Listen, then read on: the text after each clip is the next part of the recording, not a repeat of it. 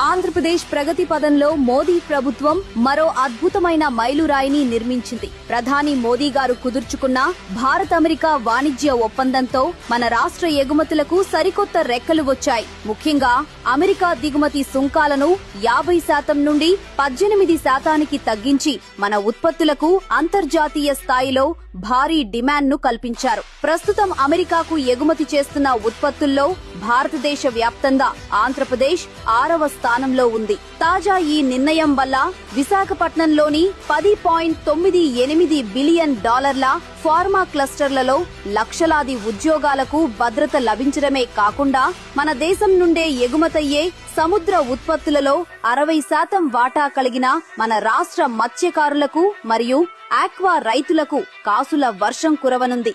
కేవలం pharma, marine రంగాలే కాకుండా పొగాకు, బియ్యం, చక్కెర మరియు ఆటో కాంపోనెంట్స్ ఎగుమతుల్లో మన రాష్ట్రం థాయిలాండ్, వియత్నాం వంటి దేశాలను వెనక్కి నెట్టి గ్లోబల్ లీడర్ గా ఎదగబోతోంది.